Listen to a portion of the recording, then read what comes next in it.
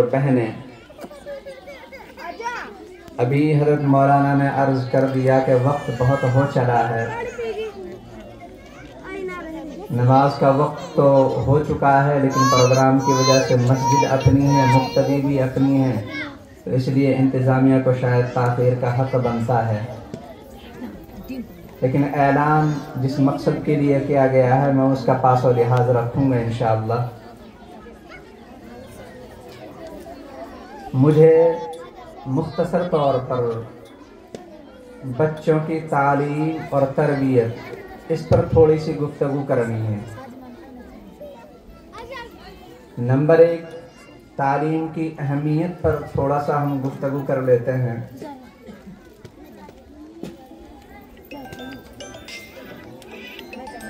تعلیم قرآن، احادیث، آثار صحابہ، تابعین کی نگاہ میں بڑی اہمیت کی حامل ہے۔ اہمیت کا اندازہ اس سے کیا جا سکتا ہے کہ جب انسان اس دنیا میں وجود پذیر ہوا، رب نے اس کے ساتھ دو ضرورتیں وابستہ کی ہیں، جسمانی ضرورت، روحانی ضرورت۔ جسمانی ضرورت کے لیے انکم سورسز، زمین سے غلہ جات یا دیگر اور طریقے سے غلے کی فراہمی، یہ انسان کی جسمانی ضرورت ہے، رب کریم نے اس کا انتظام کیا۔ ایک دوسری ضرورت ہے روحانی ضرورت۔ روحانی ضرورت کے لیے اللہ تبارک و تعالی نے حضرت آدم علیہ السلام سے لے کر حضرت محمد رسول اللہ صلی اللہ علیہ وسلم تک قریب 1,00,000 انبیاء مبعوث فرمائے، اور آخر میں خاتم الانبیاء والرسول حضرت محمد رسول اللہ تشریف لائے۔ روحانی ضرورت کو پورا کرنے کے لیے حضرت محمد رسول اللہ صلی اللہ علیہ وسلم پر جو پیغام نازل ہوتا ہے، روحانی ضرورت کے لیے قرآن پاک دیا گیا، اس میں جو سب سے پہلی وحی آئی ہے وہ تعلیم کی اہمیت اور امپورٹنس کو اجاگر کرتی ہے۔ اقرأ بسم ربک الذی خلق، خلق الانسان من علق۔ مختصر اشارہ کے دیتے ہیں، سب سے پہلے تعلیم کی اہمیت کی طرف توجہ دلائی۔ نہ ایمان کا کہا گیا، نہ نماز کا کہا گیا، نہ روزے کا کہا گیا، نہ دیگر اور معاشرتی امور کے بارے میں حکم دیا گیا۔ سب سے پہلے حضرت محمد رسول اللہ کے پاس فرشتوں کے سردار حضرت جبریل علیہ السلام تشریف لاتے ہیں، تو اللہ کا یہ پیغام پڑھ کر سناتے ہیں کہ اے نبی آپ پڑھیے، اور پڑھیے تو اپنے رب کے نام سے پڑھیے۔ اقرأ بسم ربک، ربک الذی خلق۔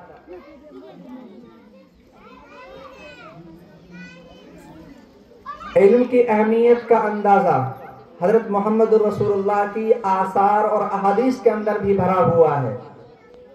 حضرت محمد رسول اللہ صلی اللہ علیہ وسلم نے فرمایا،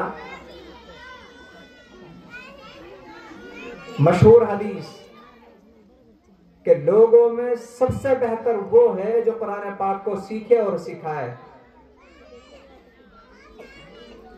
اور اس روئے زمین پر جو سب سے مقدس مخلوق رہی ہے وہ انبیاء کرام کی ہے۔ اس کے بعد نمبر آتا ہے ائمہ اور علماء کا۔ ائمہ اور علماء کا مقام انبیاء کے بعد ہے۔ کیوں؟ اس لیے کہ جو ائمہ اور علماء ہیں وہ نائبین رسول ہیں، وہ حضرت محمد رسول اللہ صلی اللہ علیہ وسلم کے مصلی پر کھڑے ہو کر اللہ اور بندوں کے درمیان ایک واسطے کے طور پر کام کر رہے ہوتے ہیں، ایک رہبر کے طور پر کام کر رہے ہوتے ہیں۔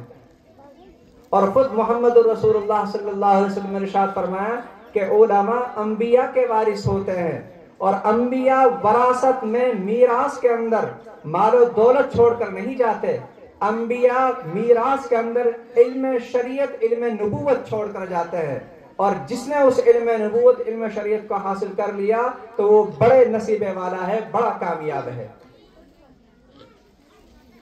حضرت محمد رسول اللہ صلی اللہ علیہ وسلم کی اس طرح کی بہت ساری احادیث ہیں۔ आसार की तरफ चलते हैं, उलमा के अक़वाल की तरफ चलते हैं। हज़रत अब्दुल्ला इब्न मुबारक रहिमहुल्लाह एक बहुत बड़े आलिम, बहुत बड़े बुजुर्ग गुजरे हैं। उनसे किसी ने सवाल किया कि हुजूर सबसे बेहतरीन इंसान कौन है? तो आपने फरमाया अहले इल्म सबसे बेहतरीन इंसान है। इमाम गजाली अलैहि रहमान ने इह्या उल उलूम में लिखा है कि इंसानों के अंदर अगर कोई चीज हद इम्तियाज है, इंसानों को अगर कोई बुलंदी और शराफत और आला मकाम अता करती है तो वो इल्म ही है। अगर बात की जाए जसामत की, डेल डोल की, तो हाथी बहुत बड़ा जानवर है। अगर बात की जाए शजाअत और बहादुरी की तो शेर के अंदर बहुत बड़ी शजाअत और बहादुरी है। अगर बात की जाए चतुराई की और चालाकी की तो परिंदों के अंदर बहुत ज्यादा समझदारी और चालाकी है। चींटी की चालाकी मशहूर है, कौवे की चालाकी मशहूर है। लेकिन अगर बात की जाए इल्म की तो वह इल्म इंसान के पास है। रब करीम ने इंसान को इसी इल्म से, अल्लाह तबारक व तआला ने इसी इल्म की बुनियाद पर इंसान को ऊपर उठाया है। यरफ़इल्लाहु अल्लज़ीना आमनू मिनकुम वल्लज़ीना ऊतुल इल्म दराजात। और एक मशहूर मक़ौला है उलमा का, कहते हैं अल हिकमतु तज़ीदु शरीफ शरफन व तरफ़उल ममलूक हत्ता युदरिका मदारिकल मुलूक। कि जो हिकमत, इल्म और दानाई की जो बातें हैं, ये शरीफ आदमी की शराफत और बुजुर्गी के अंदर बढ़ोतरी करती है और ममलूक निचले दर्जे के आदमी को मालिकियत के दर्जे तक पहुंचाती है। वतरफ़उल ममलूक हत्ता युदरिका मदारिकल मुलूक। मेरे भाइयों, ये इल्म की अहमियत है। कुरान पाक इससे खाली नहीं, रसूलुल्लाह की अहादीस इससे भरी हुई हैं, सहाबा के अक़वाल और ताबीन के आसार इससे भरे हुए हैं। लेकिन एक सवाल कि तालीम कौन सी बेहतर है, तालीम कौन सी चाहिए? जवाब कुरान पाक ने दिया है। अल्लाह पाक का इरशाद है, ए लोगो तुम खुद को, अपने अहले खाना को बचाओ एक ऐसी आग से जिस आग का ईंधन इंसान और पत्थर होंगे, जिस आग को दहकाया जाएगा इंसानों को डालकर, उसको उबाल दिया जाएगा, जोश दिया जाएगा पत्थरों को डालकर। उस आग के ऊपर जो निगरां होंगे वो फरिश्ते होंगे, वो बड़े सख्त होंगे, बड़े ताकतवर होंगे, रब के इतने मुते और फर्माबरदार होंगे कि जर्रा बराबर इनकार की कोई गुंजाइश ना होगी। ला यासून अल्लाह मा अमरहुम व यफअलून मा युमरून।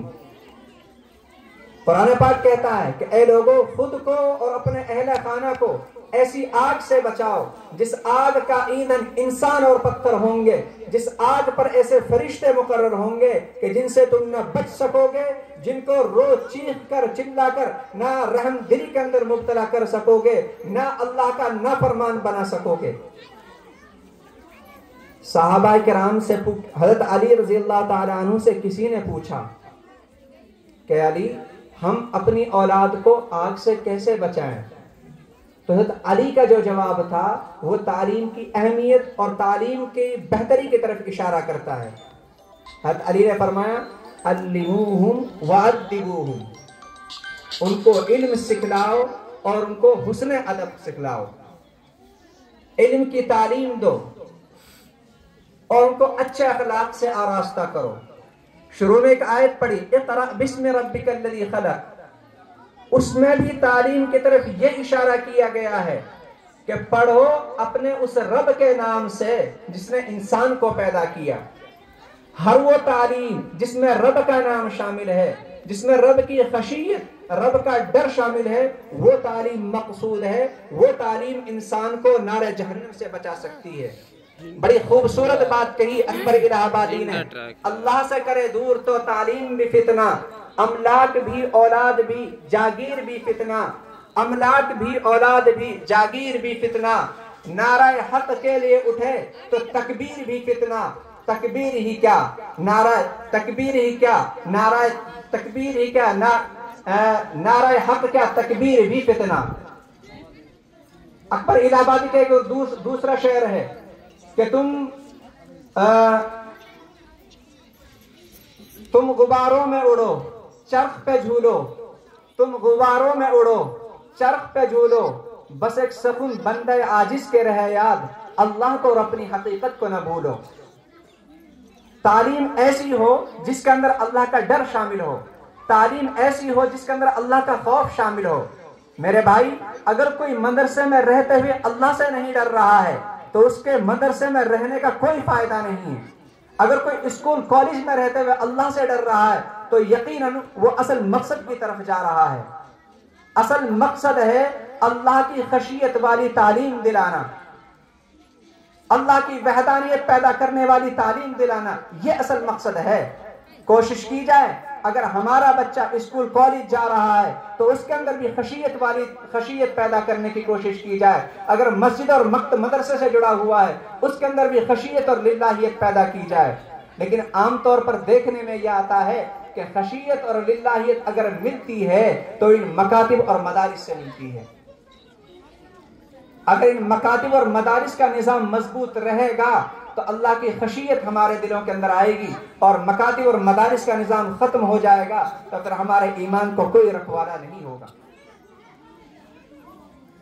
ہمیں فکر لینی ہوگی، ذمہ داروں کو سمجھنا ہوگا، اپنی اولاد کو دیکھنا ہوگا کہ ہماری اولاد کس رخ پر جا رہی ہے، کس سمت پر جا رہی ہے۔ ہم ذمہ دار ہیں، ہمارے بیوی بچے ہیں، ہماری اولاد ہے، ہم اولاد کی فکر کرتے ہیں لیکن جو حقیقی فکر ہے وہ نہیں کرتے۔ تربیت اولاد دو طرح کی ہوتی ہے، ایک ظاہری تربیت ہوتی ہے اور ایک باطنی تربیت ہوتی ہے۔ ظاہری تربیت یہ ہے آپ اپنے بیٹے کا کھانا اچھا کر رہے ہو، کپڑے اچھا کر رہے ہو، آپ اس کا گھر اچھا کر رہے ہو، اس کے لیے سہولیات مہیا کر رہے ہو، یہ ظاہری تربیت ہے۔ اور ایک باطنی تربیت بھی ہوتی ہے۔ باطنی تربیت یہ ہے کہ آپ اس کو حسن اخلاق سے آراستہ کرو، آپ اس کو اچھی تعلیم دلاؤ، اچھے مورل اس کے اندر انپٹ کرو۔ آپ حدیث پاک میں اللہ کے نبی علیہ الصلوۃ والسلام نے ارشاد فرمایا کہ اگر والدین اپنی اولاد کو کوئی تعلیم دینا چاہتے ہیں، کوئی تحفہ، کوئی گفٹ دینا چاہتے ہیں تو ان کے لیے سب سے بہترین گفٹ اولاد کے لیے یہ ہے کہ اس کو اچھی تعلیم دلا دی جائے۔ میرے بھائی، ہمیں اپنی ذمہ داری کے تئیں فکر مند ہونا ہوگا، ورنہ کل قیامت میں ہم سے جواب نہیں بن پڑے گا۔ جو جس لیول کا ذمہ دار ہے اسے اپنی ذمہ داری نبھانا پڑے گی۔ نبی پاک علیہ الصلوۃ والسلام کی ایک حدیث ہے، وہ پڑھ کر بات ختم کرتے ہیں۔ نبی پاک علیہ الصلوۃ والسلام نے ہر ذمہ دار کو جھنجھوڑا ہے، ہر چھوٹے بڑے کو جھنجھوڑا ہے۔ فرمایا الا کلکم راعٍ وکلکم مسئول عن رعیتی فالامیر علی الناس راع وهو مسئول عنهم والرجل راع علی بیت اہلی والمرأة راعية على بيت بعلها وولده والعبد راع على بال سيدي او كما قال عليه الصلاة والسلام۔ ہر ایک کی ذمہ داری کی طرف اس میں توجہ دلائی گئی ہے، مرد کی طرف بھی، عورت کی طرف بھی، عورت کی ذمہ داری کی طرف بھی، بچے اور غلام کی طرف بھی۔ نبی پاک علیہ الصلوۃ والسلام نے ارشاد فرمایا، لوگو سنو، تم میں سے ہر شخص ذمہ دار ہے، کل قیامت میں اس کی ذمہ داری کے بارے میں سوال کیا جائے گا۔ گاؤں کا لیڈر، پنچ اور چودھری ہے تو اس سے گاؤں کے بارے میں سوال کیا جائے گا کہ گاؤں کے لیے کیا فیسلٹیز مہیا کرائی، گاؤں کے لیے کیا تعلیم و تربیت کے انتظام کرائے۔ گھر کا اگر مرد ہے تو وہ بھی ذمہ دار ہے، اس سے اس کے اہل خانہ کے بارے میں سوال کیا جائے گا۔ اگر عورت ہے تو وہ بھی ذمہ دار ہے، اس سے اس کے شوہر کے گھر کے بارے میں پوچھا جائے گا، شوہر کے اولاد کے بارے میں پوچھا جائے گا کہ کیسی تربیت کی، شوہر کی غیبوبت میں کیا تربیت کی، کیا حفاظت کی گھر کی، اس کے بارے میں سوال کیا جائے گا۔ حتیٰ کہ اگر کوئی غلام ہے تو اس سے بھی سوال کیا جائے گا کہ تو نے اپنے مالک اور آقا کے سامان کی کیسے حفاظت کی۔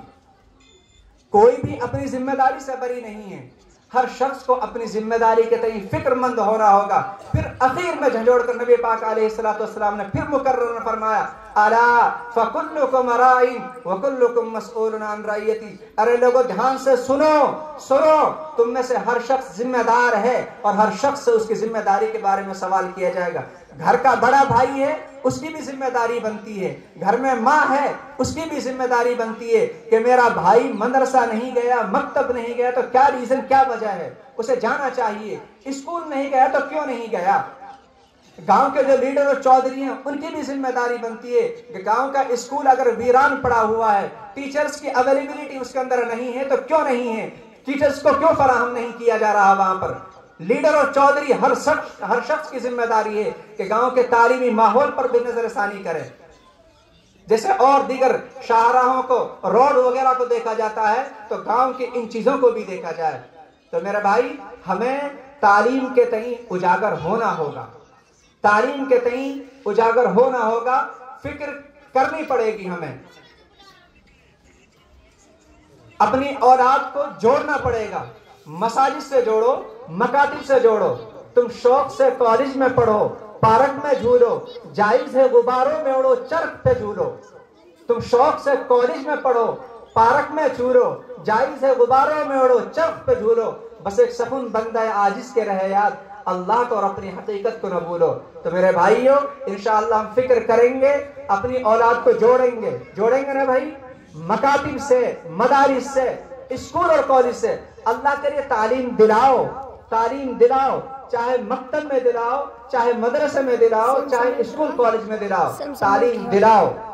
اللہ تبارک و تعالی ہم سب کو جو ہے کہنے سننے سے زیادہ عمل کی توفیق عطا فرمائے۔ وآخر دعوانا الحمدللہ رب العالمین۔